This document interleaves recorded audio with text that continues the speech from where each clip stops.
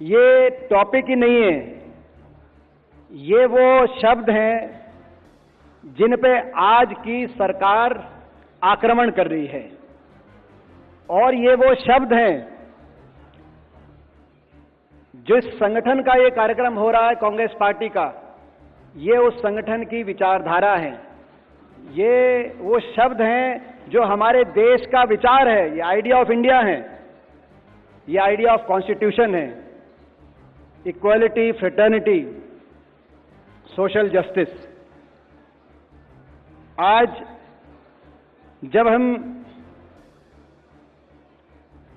इन शब्दों की चर्चा करने के लिए हमें अवसर मिला इस पैनल के माध्यम से, तो सबसे पहले हम अपने संविधान निर्माताओं को याद करें, उनकी सोच को याद करें, किस दृष्टि से संविधान बना था और उसका निचोड़ क्या था। जो मैं कह रहा हूं, ये आइडिया ऑफ इंडिया और आइडिया ऑफ कॉन्स्टिट्यूशन है, मैं ऐसा ही नहीं कह रहा। वो संविधान सभा जो 3 साल तक बैठी, ऐसे समय जब दुनिया में ये कहा जा रहा था, विंस्टन चर्चिल, पूर्व प्रधानमंत्री ब्रिटेन के वेस्टमिनिस्टर हाउस ऑफ कॉमन में खड़े होकर कह रहे थे कि हिंदुस्तान कुछ चंद महीनों में बिखर जाएगा, इस देश का कोई भविष्य नहीं होगा। संविधान निर्माता यहां दिल्ली में एकत्रित होकर सोच रहे थे कि किस विचार से देश को एक रखा जाए, और जब निष्कर्ष पे पहुंची संविधान सभा, और मुझे गर्व है मेरे स्वर्गीय दादाजी चौधरी रणबीर सिंह हुड्डा जी भी, बाबा साहब अंबेडकर जी, नेहरू जी, मौलाना आजाद, सरदार पटेल, राजेंद्र प्रसाद जी के साथ उस संविधान सभा में उनको भी योगदान देने का अवसर मिला। तो आखिरी दिन जब स्पीच हुई तो अंबेडकर जी ने एक बात कही, मैं कोट करना चाहूंगा। बाबा साहब ने कहा, last speech in constituent assembly, उन्होंने कहा, we must make our political democracy a social democracy. ये सोशल जस्टिस की जो बात आई है, वो सोशल डेमोक्रेसी की उन्होंने शब्द का इस्तेमाल किया। We must make our political democracy a social democracy as well. Political democracy can not last unless there lies at the base of it social democracy. What does social democracy mean? He goes on, it means a way of life which recognizes liberty, equality and fraternity as principles of life. These principles are not to be treated as separate items in Trinity, but they are one. Liberty, fraternity and equality. आज का जो हमारा topic दिया गया है, equality, fraternity and social justice, ये social democracy, ये कल्पना थी, ये आदर्श था। इस आदर्श को लेकर देश आगे बढ़ा, लेकिन दुर्भाग्य से पिछले 11 साल में जो मौजूदा सरकार है, उस सरकार ने, जब हम कहते हैं कि संविधान पे आक्रमण कर दिया, ये केवल हम हल्के में ही नहीं कहते, संविधान की के मूल विचार पर जो बाबा साहब ने दिया, जो ट्रिनिटी, इन तीनों विचारों पर, स्वतंत्रता पर, हमारे देश के भाईचारे पर और समानता के आदर्श पर, तीनों पर भारतीय जनता पार्टी द्वारा पिछले 11 साल में निरंतर आक्रमण जारी है। कितने ही उदाहरण मुझसे पहले सबने जो बोले उन्होंने दिए, और आज आप शाम तक ये उदाहरण सुनेंगे। स्वतंत्रता, अभिव्यक्ति की स्वतंत्रता पर आक्रमण, क्या खाते हो, क्या पीते हो, कैसे अपना जीवन जीते हो, कैसे अपने धर्म के पालन करते हो, हर चीज की स्वतंत्रता पर आक्रमण, भाईचारे पे आक्रमण।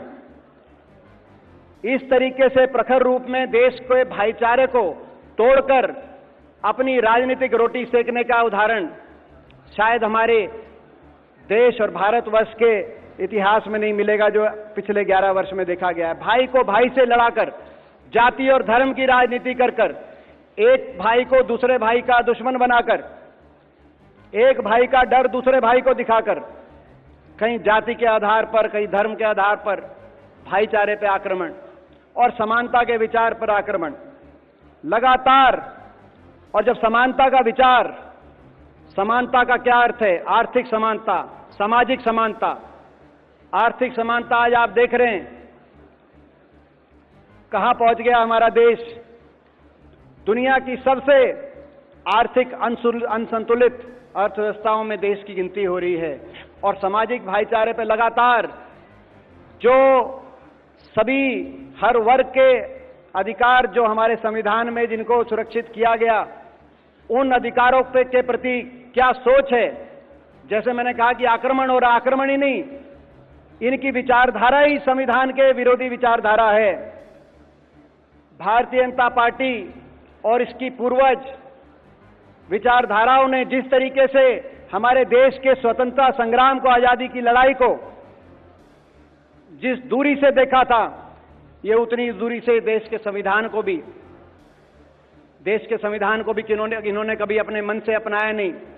आपने देखा लगातार जो भी इनकी बातें आती हैं, कभी मोहन भागवत जी की बात आती है, आरक्षण को समाप्त करने की बात जो 2015 में उन्होंने कही, वहां से लेकर और अभी संसद में जब केंद्रीय गृह मंत्री जी कह रहे थे कि इतनी बार आप अंबेडकर जी को क्या भगवान स्वरूप मानते हैं, उनका यह अर्थार्थ था। आपने देखा उनकी सोच आ जाती है निहित, जिन वर्गों को अधिकार दिए गए उन अधिकारों पर कैसे प्रहार किया जाए, आरक्षण व्यवस्था पर कैसे प्रहार किया जाए, सामाजिक समानता के जो इतने वर्षों से जो प्रयत्न किए गए, उन प्रयत्नों को किस तरीके से उन प्रयत्नों पर आहत की जाए। आप देख रहे हैं देश में क्या चल रहा है। आरक्षण व्यवस्था को सीधे पे भी प्रहार किए जा रहे हैं और बैकडोर पे भी प्राइवेटाइजेशन के माध्यम से सरकारी क्षेत्र के रोजगारों को समाप्त किया जा रहा है। कितनी बड़ी संख्या में आप देख रहे हैं। और ये भाईचारा और ये जो पार्टी है, जैसे मैंने कहा, भाईचारे के तो इतने विरोधी है, भाजपा का तो नाम ये रखना चाहिए बीजेपी, अर्थात भाईचारा जलाओ पार्टी। देश के कोने कोने में जिन्होंने किया है, तो भाईचारा जला के अपनी राजनीतिक रोटी सेक रहे हैं। और आज भी निरंतर आपने देखा कास्ट सेंसस की जब बात आई, राहुल गांधी जी ने बात उठाई कास्ट सेंसस की, किस तरीके से इन्होंने विरोध किया और प्रयत्न किया कि ना करना पड़े। लेकिन इतना लंबा संघर्ष और एक कास्ट सेंसस का की जब आवाज देश के कोने कोने से जब उठी, तो मजबूरी में, जैसे मजबूरी में संविधान को सर पे लगाना पड़ा। और इस सरकार का रिपोर्ट कार्ड क्या है? एक और रिपोर्ट कार्ड है इस सरकार का। 10 साल की सरकार के बाद भाजपा ने नारा दिया, क्या नारा दिया? 400 पार। और लोगों ने क्या नारा सोचा, समझा? 10 साल की इनकी नीयत लोगों को समझ में आई और लोगों ने कहा इनका रिपोर्ट कार्ड ये है कि ये 400 पार का नारा इसलिए दे रहे कि संविधान को बदलेंगे। ये आपका रिपोर्ट कार्ड है। भाजपा वोट मांग रही थी 400 पार करने के लिए और लोग वोट दे रहे थे संविधान को बचाने के लिए। ये इनका 10 साल का रिपोर्ट कार्ड है। तो आज ऐसे समय में जब चौतरफा हमला हो रहा हो इन संवैधानिक विचारों पर, संवैधानिक संस्थाओं को तार तार किया जा रहा हो, इलेक्शन कमीशन की बात हो, जुडिशरी की बात हो, पार्लियामेंट की बात हो। आपको याद होगा पार्लियामेंट को दरकिनार करके कैसे 3 कृषि कानूनों को ऑर्डिनेंस के माध्यम से पारित किया गया और उसके बाद बड़ा लंबा आंदोलन हुआ। 750 किसानों ने अपनी जान दी, लेकिन उनकी तरफ लेकिन संसद को दरकिनार करके देश चलाया जा रहा हो। ऐसे में इस विचार को बचाने के लिए, इस विचार की ढाल बनने के लिए कांग्रेस पार्टी की जिम्मेदारी सबसे ज्यादा है, हमारी जिम्मेदारी सबसे ज्यादा। और मुझे गर्व है, हमें गर्व है अपने नेता पे, राहुल गांधी जी पे, कि आज संविधान बचाने के लिए अगर देश में कोई एक योद्धा अगर सरकार के सामने कोई खड़े हैं तो राहुल गांधी जी खड़े हैं। हमें गर्व है इस बात पर। आपने देखा हर वर्ग की लड़ाई किस तरीके से राहुल जी लड़ रहे हैं। हर वर्ग के अधिकारों की लड़ाई, सामाजिक न्याय की लड़ाई राहुल गांधी जी जैसे लड़ रहे हैं।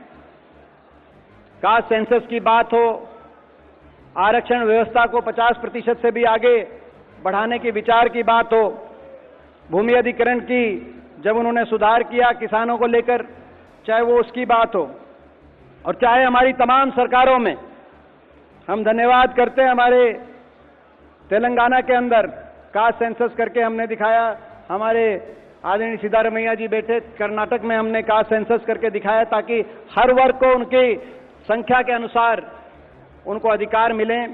तो आज ये लड़ाई हम लड़ रहे हैं और हमें विश्वास है कि आने वाले समय में न्याय की जीत होगी, ये जो आदर्श हैं, ये जो मूल्य हैं, ये देश के मूल्य हैं। भाजपा और आरएसएस ने जो इन पे आक्रमण किया है, ना सिर्फ हम ढाल बनके उनके इस आक्रमण को विफल करेंगे, लेकिन आने वाले दिनों में इस संवैधानिक मूल्यों की जीत का परचम पूरे देश में और लाल किले से भी वो परचम लहराएगा, ऐसा विश्वास व्यक्त करते हुए मैं एक बार फिर मनु सिंघवी जी को बहुत बहुत मैं धन्यवाद करता हूं, बहुत बहुत मैं इनको बधाई देता हूं कि आज का जो ये कार्यक्रम, ये ऐतिहासिक कार्यक्रम है और सही समय पे कार्यक्रम है। बहुत बहुत धन्यवाद। Thank you, Hooda ji, for that wonderful address.